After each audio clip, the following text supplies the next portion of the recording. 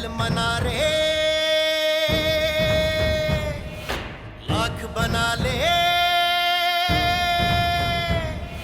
महल मना रे, लाख बना ले, दिल न बसा तो क्या। इश्क दा बंदिया पढ़ ले बल्ला, इश्क खुदा तेरा।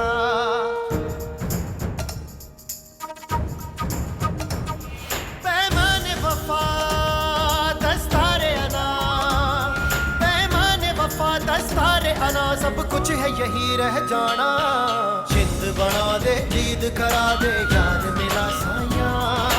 रांझण मेरा, माही मेरा, ढोल मिला साया। तुमको क्या लगता है कि अपना फैसला इतनी आसानी से बदल देगी? तो फिर आप भी एक बात सुन लें, मैं भी खानदान का हूं और ये मेरा फैसला है कि मैं फैक्ट्री नहीं जाऊंगा। कौन है वो लड़की? मानूर नाम है उसका, ज़ैबुन्निसा की पोती। ज़ैबुन्निसा? मानूर मेरे खिलाफ बयान क्यों देगी? वो मेरी बेटी है। कोई भी बेटी अपनी माँ के खिलाफ तो बयान नहीं देगी ना। उससे ज्यादा अच्छी तो आप हैं। सी, मुस्कुरा के तो मिलती है ना।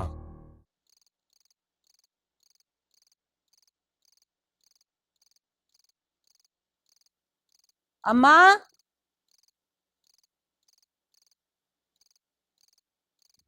अम्मा, आपके लिए खाना लगा दूं?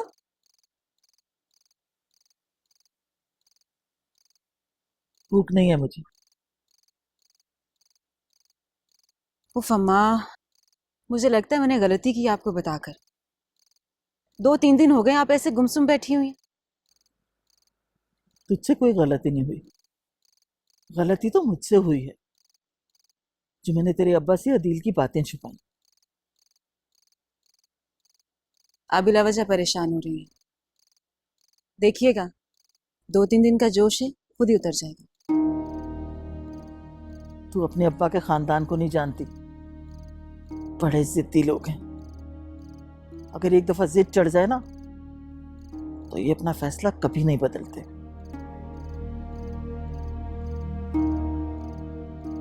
तो अम्मा फिर सोचिए, अगर अदील भाई सच बोल रहे हैं कि वो लड़की अदील भाई से प्यार करती है,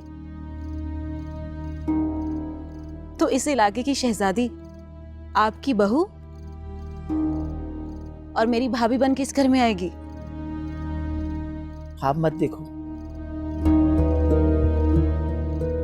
जब आंखें खुलती है ना तो बड़ी तकलीफ होती है। ख्वाब टूटते दुनिया में ऐसा ही होता है। आपने फिल्मों में नहीं देखा, बहुत सी कहानियां भी बनी है इस पर। अरे फिल्मी कहानियों का हमारी असल जिंदगी से कुछ लेना देना नहीं है। तू हवेली वालों को नहीं जानती, बड़े जालिम लोग हैं ये। ज़ैबुन्निसा और उसके खानदान वाले भेड़िए हैं, भेड़िए, इंसान की खाल में भेड़िए। क्यों अम्मा, उन लोगों ने ऐसा क्या किया? क्या नहीं किया उन्होंने? अरे उस खानदान में जुल्म और खून रेजी के सिवा और है ही क्या? मुझे अदील की फिक्र नहीं है। फिक्र तो मुझे ये है कि जब तुम्हारे अब्बा को पता चलेगा तो क्या होगा। असल चोट तो उन्होंने खाई है ज़ैबुन्निसा के हाथ। बाबा ने चोट खाई है ज़ैबुन्निसा से? मैं कुछ समझी नहीं अम्मा। अस्सलाम वालेकुम। वालेकुम अस्सलाम बाबा।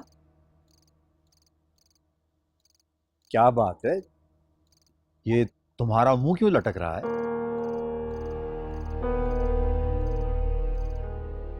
कुछ नहीं, बस ऐसे ही मेरे सर में बहुत दर्द हो रहा है।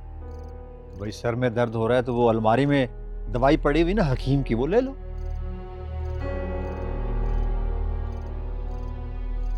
हकीम की दवाई खाऊंगी ना तो ना सर रहेगा और ना सर का दर्द। बताओ भला, सुन ली है बात? वो कहते हैं ना कि नेकी कर दरिया में डाल।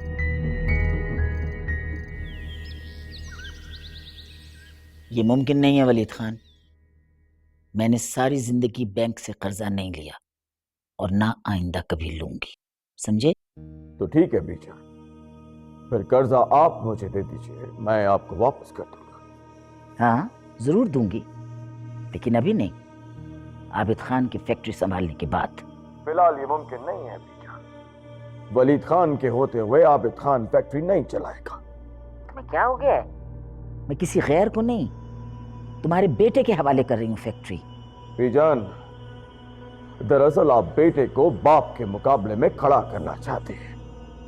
देखो वलीद खान, मुकाबला तब होता जब तुम फैक्ट्री चला रहे होते। आबिद खान के बाद तुमको फैक्ट्री छोड़नी पड़ेगी। नहीं नहीं नहीं नहीं बीजा, नहीं, इसका आपको इख्तियार नहीं है। क्या कह रहे हो वलीद खान, क्या कह रहे हो? क्या जानते नहीं हो तुम कि कानूनी वारिस मैं हूं इस फैक्ट्री की?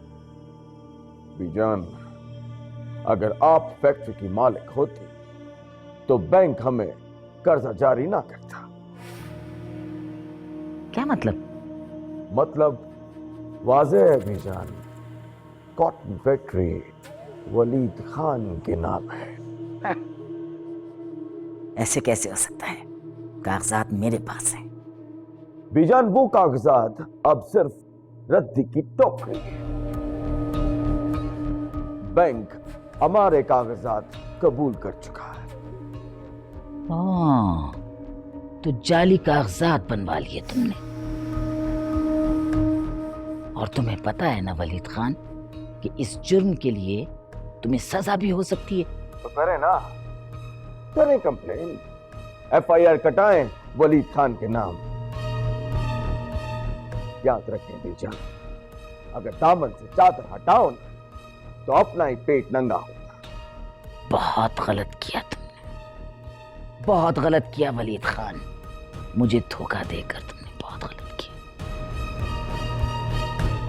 तुम नहीं जानते कि मैं धोखा देने वालों के साथ क्या सलूक करती हूँ। आप कुछ नहीं कर सकती बीजान, कुछ नहीं कर सकती। और याद रखें बीजान, अगर आपने अपनी जिद ना छोड़ी तो मेरा नाम भी वलीद खान है। मैं भी बहुत कुछ कर सकता हूं और आप ये बात अच्छी तरह जानते हैं।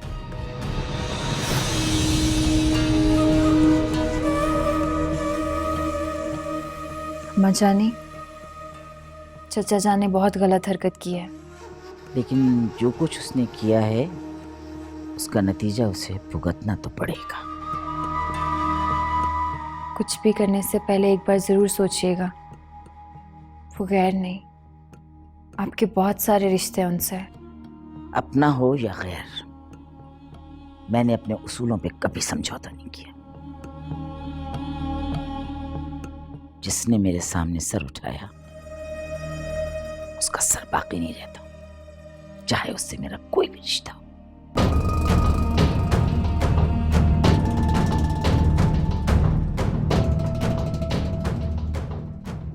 बहुत गलत, बहुत गलत, बहुत गलत।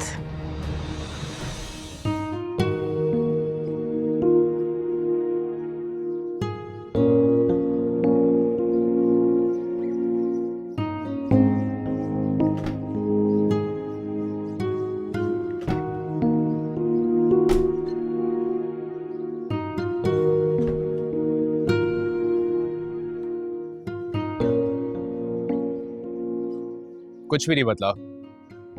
वही दरख्त, वही परिंदे, वही मिट्टी और वही खुशबू। बदलता तो सिर्फ इंसान है, कुदरत कहाँ बदलती है। क्या डायलॉग मारा आपने। लेकिन मेरा ख्याल है महानूर कभी नहीं बदलेगी। अगर महानूर मेरी तरह इतनी बड़ी जायदाद की मालकिन ना होती तो आप उससे कभी भी शादी नहीं करते।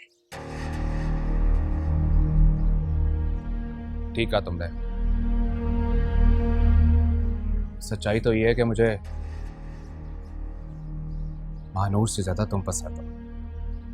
जानती हूं मैं, आपको तो हर दूसरी लड़की पसंद आ जाती है। मैं मजाक नहीं कर रहा। अगर मजबूरी ना होती तो मैं महानूर से कभी शादी ना करता, लेकिन सच तो यह है कि मैं तुम्हें भी खोना नहीं चाहता। मतलब मैं समझी नहीं। हमारे खानदान में एक से ज्यादा बीवियां रखना आम बात है। Excuse me mister Abid, Mahnoor मेरी कजन से ज्यादा मेरी बहन की तरह, उसके हक पे डाका डालने के बारे में मैं सोच भी नहीं सकती। ठीक है, मैं आप पे कोई जबरदस्ती नहीं कर रहा, लेकिन ठंडे दिमाग से सोचिए।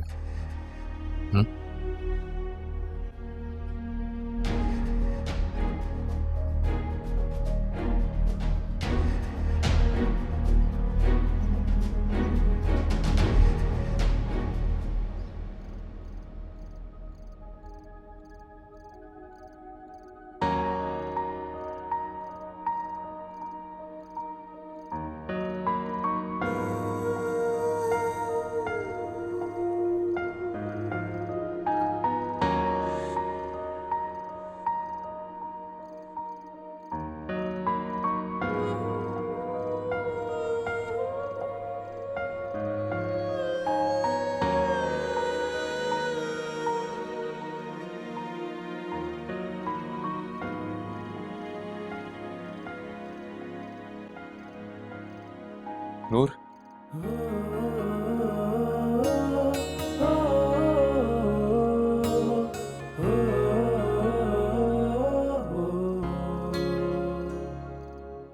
आप कहाँ छुपे हुए थे?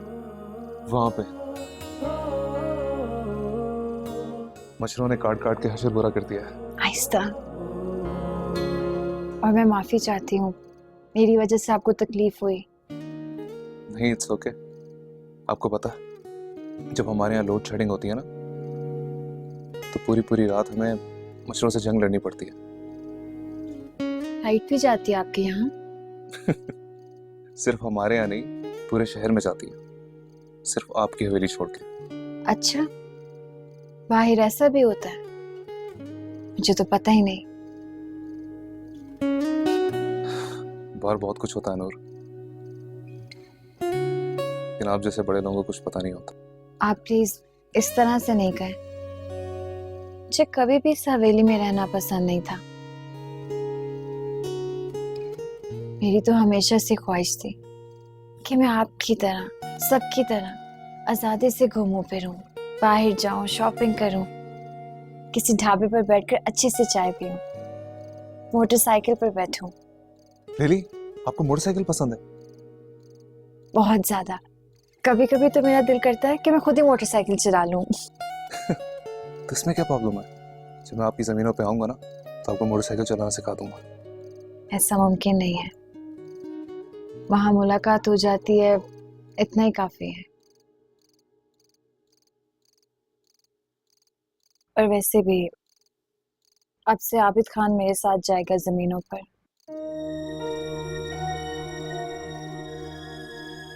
तो बहुत बुरा हुआ।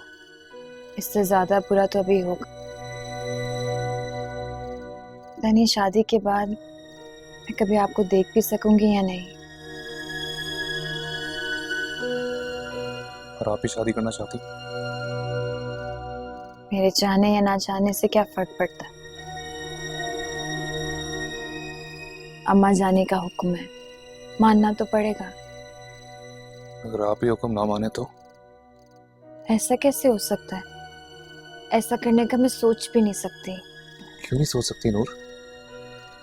अम्मा जानी भी तो एक इंसान ही है ना, कोई खुदा तो नहीं है। जब खुदा ने इंसान को अपनी मर्जी की, अपनी पसंद की शादी करने की इजाजत दी है, तो अम्मा जानी कौन होती? काश पापा जिंदा होते तो कितना सुकून होता। अगर पापा नहीं है तो अम्मी तो जिंदा होंगी ना। आप उनके पास क्यों नहीं चली जाती? मैं नहीं जानती मामा का, लेकिन जब भी मिलेंगी उनसे पूछूंगी जरूर कि पापा ने ऐसा क्या किया था जो मामा ने पापा को मरवा दिया।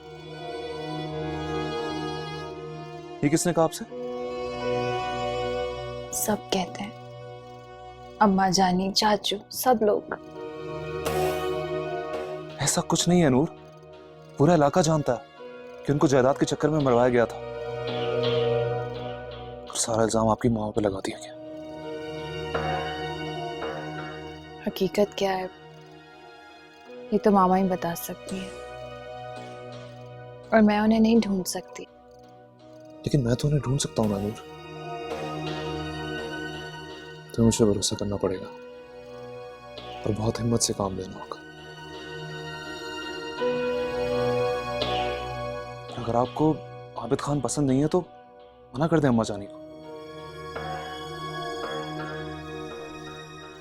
वैसे जोर जबरदस्ती का निकाह तो जायज नहीं। बारदाना 5000 से कम मत लेना और मिल मालिक को बोल देना कि पिछली मर्तबा भी माल खराब था, अगर इस बार ऐसा हो गया ना तो हम लोग उसको गंदुम नहीं देंगे। पहले भी बोला था, अब दोबारा बोल देंगे। ठीक है, और वो गोदाम में स्प्रे कराओ, सफाई कराओ, बंदे टाइम पर फारिग नहीं होते हैं। आप फिक्र मत करें, सफाई का काम शुरू कर दिया गया। ठीक है, शाबाश।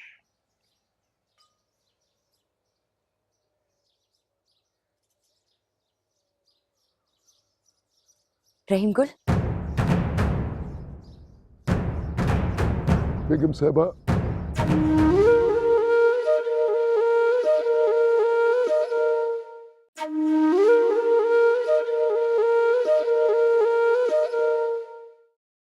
रहीम गुल, बेगम साहबा,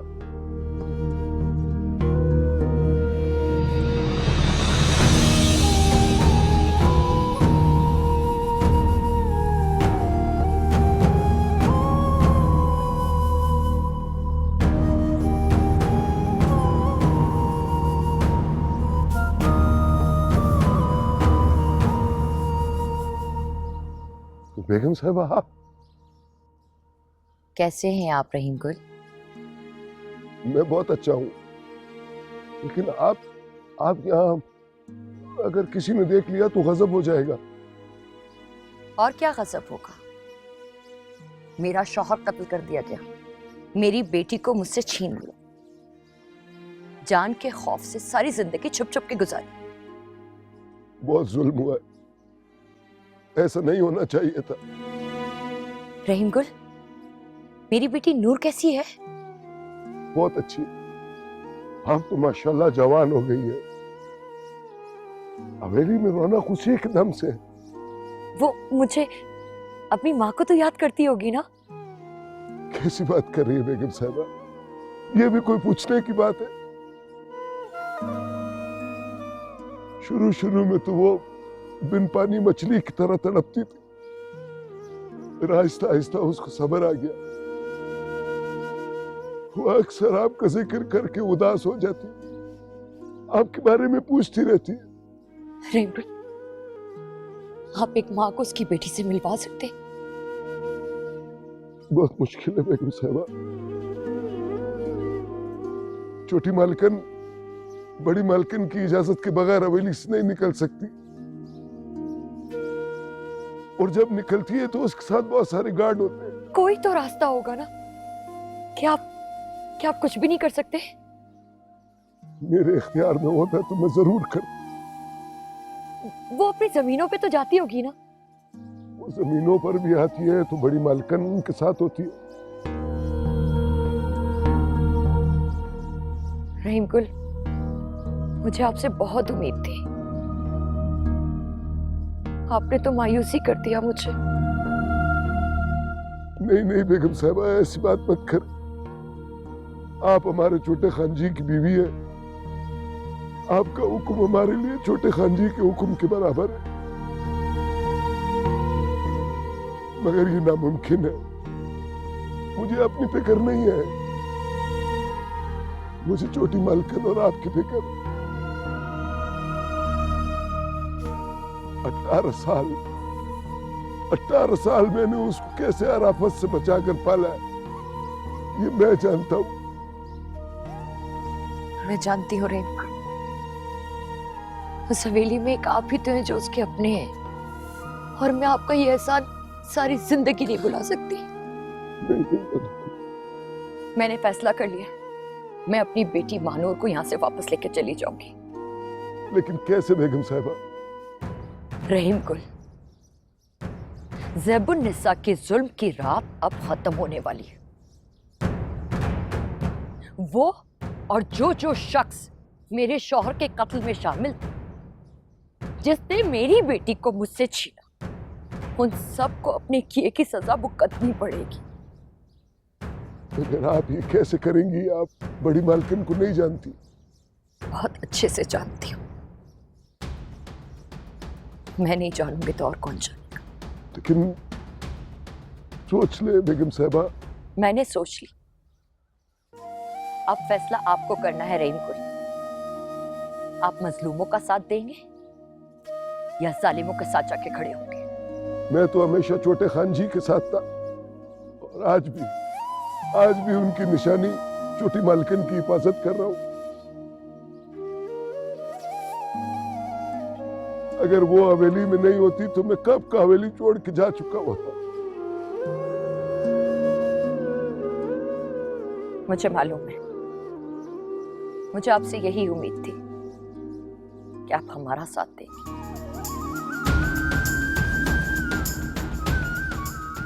मैं अब चलती हूँ, फिर वापस आऊंगी। अल्लाह हाफिज। पैमाने वफा दस्तारे अना, पैमाने वफा दस्तारे अना, सब कुछ है यही रह जाना। जिंद बना दे, जीद करा दे, याद मिला साया देख के तेनू अखियां।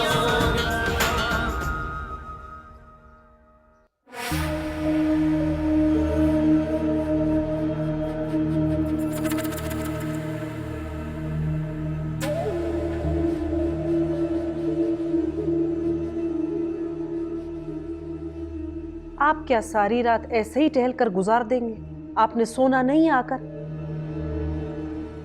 तुम सो जाओ, मुझे नींद नहीं आ रही है। आप सारी रात यूं ही अपने दिमाग पर बोझ डालते रहेंगे, गुस्सा करते रहेंगे तो ब्लड प्रेशर हाई होगा, फिर नींद भला कैसे आएगी? मेरी समझ में एक बात नहीं आ रही। बीजान मुझसे चाहती क्या है? एक तरफ मुझे आबिद खान और मानूर की शादी के लड्डू देती है, दूसरी तरफ मेरी ही टांगे खींच रही है। सियासत इसी को तो कहते हैं। कुछ तो सीख लें उस औरत से। आपको आज तक ये होशियारी वाली बातें क्यों नहीं समझ में आती? तो तुम क्या चाहती हो कि मैं बीजान के हर फैसले के सामने घुटने टेकता रहा? आज वो फैक्ट्री ले रही है, कल को जमीनें भी ले लेगी। नाक को इस हाथ से पकड़ा जाए या इस वाले से, बात एक ही होती है। वो फैक्ट्री दे भी रही है तो आबिद खान को, उसके बावजूद भी मालिक तो उसके आप ही रहेंगे। इसमें बुराई क्या है? ओए बेवकूफ औरत, तुम्हारे दिमाग में भेजे नाम की कोई चीज है कि नहीं है? आबिद खान सिर्फ नाम का चीफ एग्जीक्यूटिव होगा, हुक्म चलेगा बीजान का, जो कि मेरे होते हुए नहीं चलता। इन सारी बातों से क्या फर्क पड़ता है? दामाद तो वो नाम का नहीं होगा ना, असल कागजात पर उसका निकाह पढ़ाया जाएगा। मेरे ख्याल में तो इस वक्त आपको बीजान को नाराज नहीं करना चाहिए। भले इसके बदले वो जितनी चाहे मेरी बेइज्जती करवाए। एक 2 टके का बैंक ऑफिसर मुझे वलीद खान से कहता है कि कर्जा नहीं मिलेगा, इसलिए कि बड़ी बेगम साहिबा ने मना फरमाया। इन सारी बातों का बदला आप बाद में भी ले सकते हैं।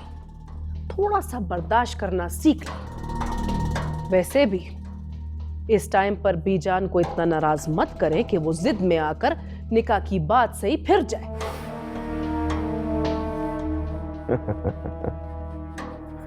नहीं, बीजान ऐसा कभी नहीं करेगी। अगर बीजान ने ऐसा किया तो वो अपने पैरों पे खुद कुल्हाड़ी मारेगी। मत भूला करो तुम लोग, तुर्क का पत्ता मेरे हाथ में है। I am the game changer.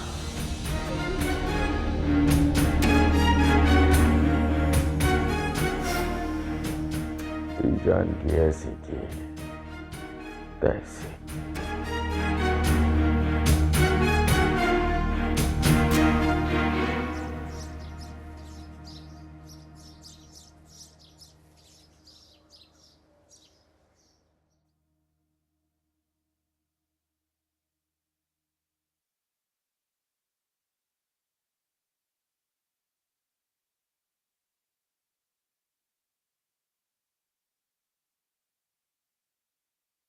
रहीम गोल,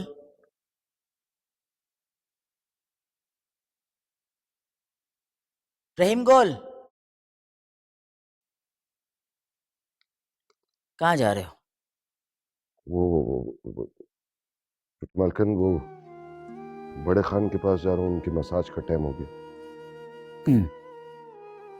क्या बात है रहीम गोल, आजकल तुम कुछ खोए खोए से रह रहे हो। नहीं नहीं मालकन, ऐसी तो कोई बात नहीं है, बस कुछ दिनों से तबीयत बोझल सी है। वो तो मैं देख रही हूं, यही तो मैं पूछ रही हूं कि वजह क्या है।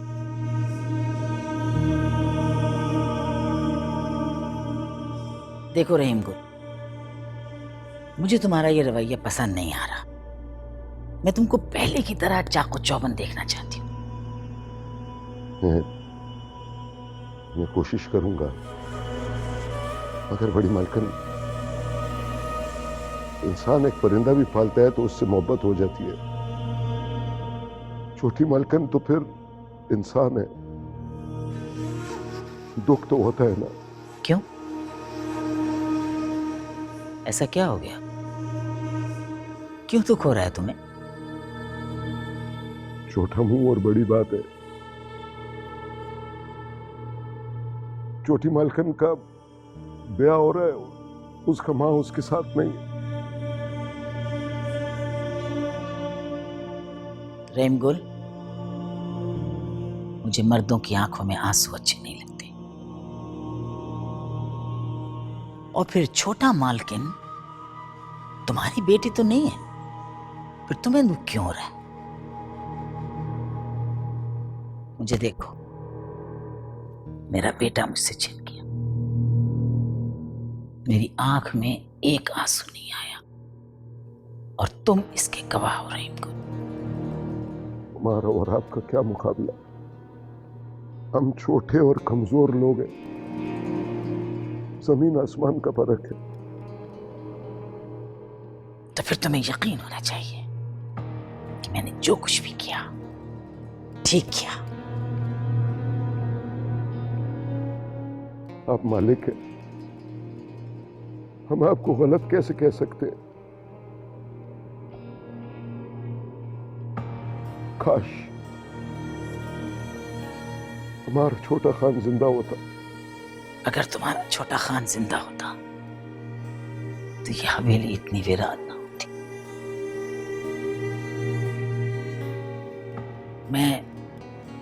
मैं तुम्हारे मोहब्बत की और तुम्हारे ख्याल की कदर करती हूँ, लेकिन जो हो गया सो हो गया। तुम मेरे जख्मों को ताजा मत किया करो। जो हुक्म मालकिन। जाओ, बड़ा खान तुम्हारा इंतजार कर रहा है, उसके मसाज का वक्त हो गया, जाओ।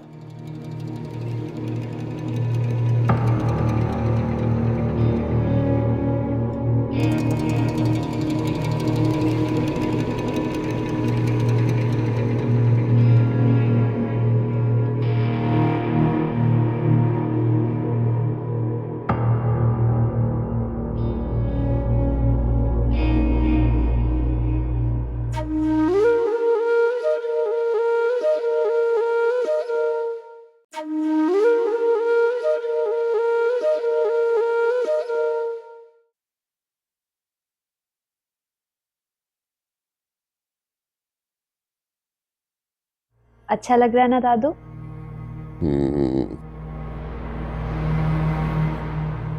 अम्मा जानी मुझे कोई काम करने ही नहीं देती, वरना मैं तो सब कुछ कर सकती हूँ और मुझे अच्छा भी लगता है। वो अरे छोटी मालकिन, आप ये क्या कर रही हो? दादू के हाथ में दर्द है इसलिए दबा रही हूँ। ओ, लेकिन ये आपका काम नहीं है, ये हमारा काम है। वो मालकिन ने देख लिया ना, हमारा काल खिंचवा के बूस भर देगी। कुल बाबा, कुछ नहीं होता। देखिए दादू कितने खुश हैं। आपको अच्छा लग रहा है ना?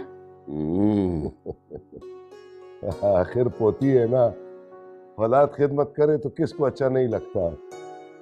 तो फिर करने दीजिए। छोटी बीबी मान जाओ, हम करने दो ना, तुम्हारी मेहरबानी। कुल बाबा, आप तो चाहते नहीं कि मैं दादू की खिदमत करूं। मान जाओ छोटी मालकिन, मान जाओ ना। ठीक है, आप संभाले दादू को, मैं इनके लिए अच्छी सी चाय बनवाती हूँ। ठीक है। अच्छा।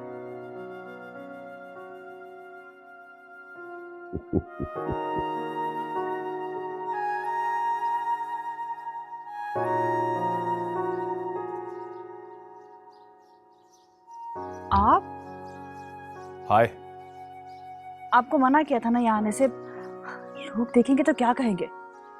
लोग तो हमेशा मेरे बारे में कुछ ना कुछ कहते रहते हैं।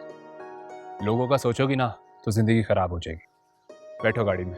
आप ऐसा कह सकते हैं क्योंकि आप मर्द हैं, लेकिन एक लड़की के लिए ऐसा सोचना मुमकिन है। अच्छा, इससे पहले लोग सोचना शुरू करें, गाड़ी में बैठो। कहाँ जाना है? आगे चलना है, बात करनी। यहाँ से तो चलो प्लीज, आओ।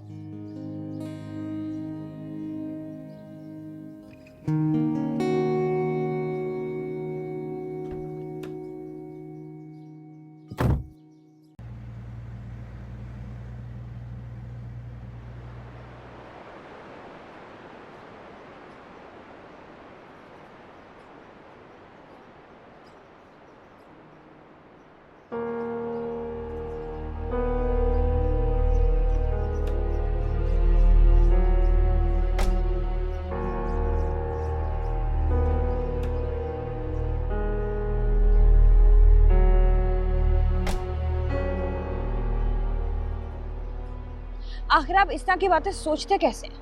दादी माँ को अगर भिनक भी लगी ना तो आपकी मानो से शादी तो दूर, आपका यहाँ रहना भी मुश्किल कर देगी। ये जबरदस्ती की शादी होगी मनीषा। अगर मुझे पापा का प्रेशर ना होता तो मैं ये शादी बिल्कुल भी ना करता। और आखिर तुम दादी से इतना डरती क्यों हो? बात डर की नहीं है, बात एहसानात की है। अम्मी अब्बू की मौत के बाद अगर वो मेरे सर पे हाथ ना रखती तो कहाँ जाती मैं?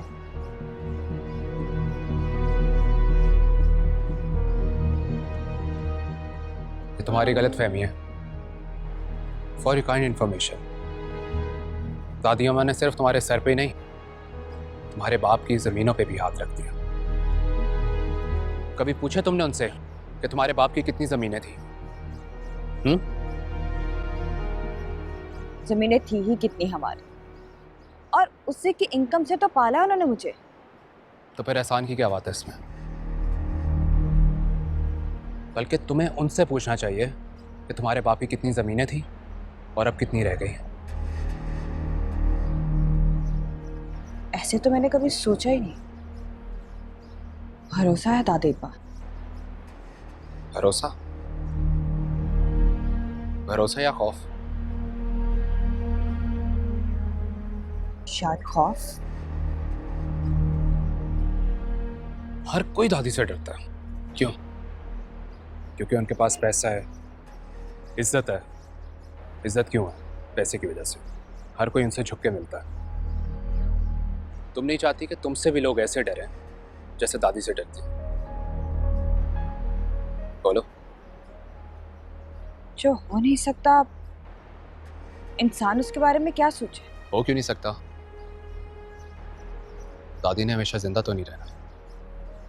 तो है ना उनकी जानशी मानो।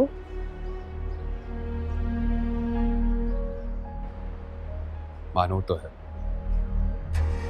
लेकिन उसकी जगह तुम भी आ सकती हो।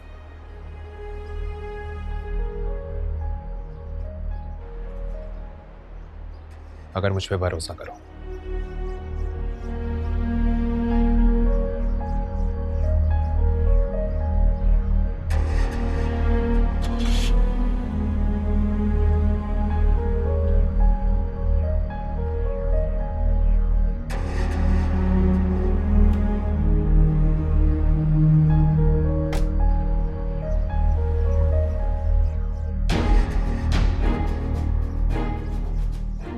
विलायती खाद अपनी जगह, लेकिन देसी खाद की तो अपनी ताकत है।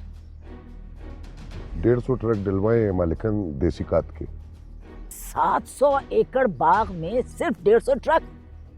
मालिकन वो सीजन की वजह से ट्रक दस्तयाब नहीं थे, ये 150 ट्रक भी बड़ी मुश्किल से मिले हैं। इसी वजह से तो फूल ठीक नहीं आ रहा दरख्तों पर। वो अगले साल नुकसान पूरा कर देंगे। नुकसान जो एक दफा हो जाए वो कभी पूरा नहीं होता रहीमगुल जी, हमेशा याद रखना।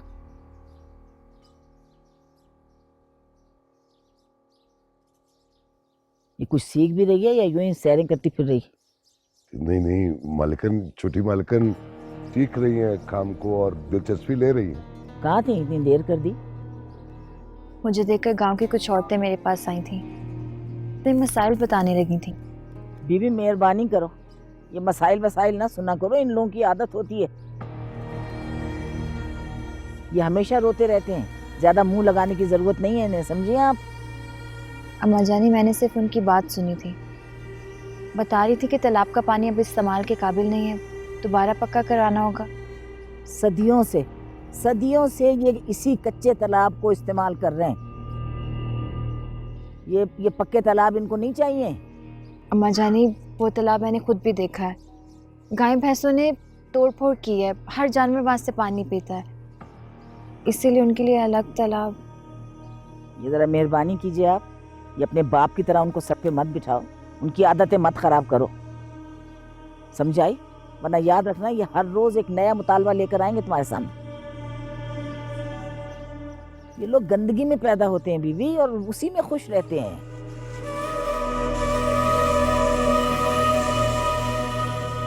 आप ज्यादा बेहतर समझती हैं। देखो मानो, जो बातें मैं तुम्हें बता रही हूँ ना, या बताती हूँ, उनको अच्छी तरह से जहन में रखा करो, समझी? मैं बिल्कुल नहीं चाहती हूँ कि तुम जमीनों के मामलात में आबिद की मोहताज हो।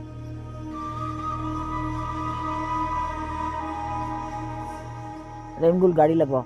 जी बेहतर मालिकन। चलो मुंशी। आबिद खान जरा शिकवा कर रहा था तुम्हारे एटीट्यूड का, तुम्हारे रवैये का। कैसी शिकायत? मैंने तो उनसे कुछ नहीं कहा। उसकी ख्वाहिश है कि तुम जमीनों पे उसके साथ आया करो, और तुम उसके साथ आती नहीं। अगर वो अपनी हद में रहे तो मुझे उनके साथ आने में कोई एतराज नहीं। तो उसको हद दिखाना और लगाम देना तो तुम्हारा काम है ना। अगर आज उसे औकात में रखोगी तो कल परेशान नहीं करेगा वो।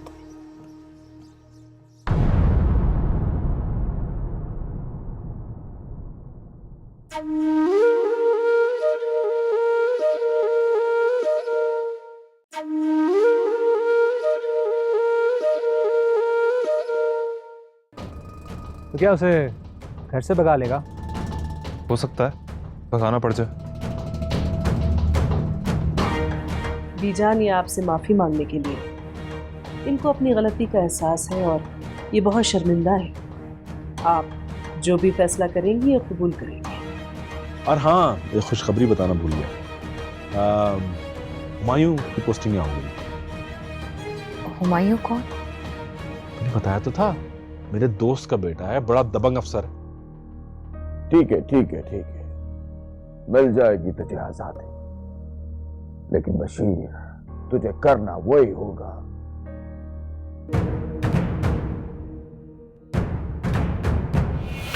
महल मनारे लाख बना ले,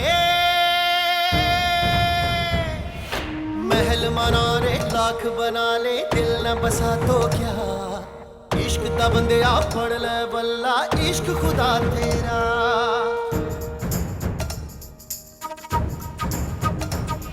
पैमाने वफा दस्तारे अना, पैमाने वफा दस्तारे अना, सब कुछ है यही रह जाना। जिंद बना दे, ईद करा दे,